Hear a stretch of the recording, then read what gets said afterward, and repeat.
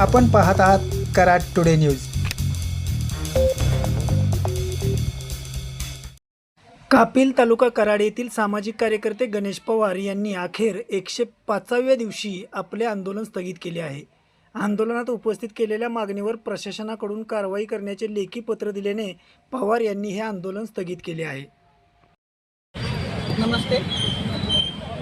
कापिल गावामध्ये जे बोगस मतदान वाढलं होतं त्या अनुषंगाने ज्या काही माझ्या मागण्या होत्या त्याबाबत मी आज गेली 105 दिवसापासून धरणे आंदोलनात बसलो होतो। या आंदोलनाच्या अनुषंगाने मला सर्वात जास्त पाठिंबा हा आमच्या गावाने, पत्रकाराने आणि विविध संघटनेने जो दिला होता त्या सर्वांचं पहिल्यांदा मी धन्यवाद मानतो, आभार मानतो की त्यांनी मला आंदोलन करायला ताकद दिली, बळ दिली। तसेच ज्या माझ्या काही मागण्या आहेत त्यातील माझ्या मागण्या पूर्ण झालेल्या आहेत आणि जे त्यांनी पत्र मला दिलेलं आहे त्या मागण्याच्या अनुषंगाने त्याबाबतची लवकरात लवकर ते कारवाई करतील आणि जर त्यांच्याकडून कारवाई झाली नाही तर मी हे आंदोलन परत करणार आहे।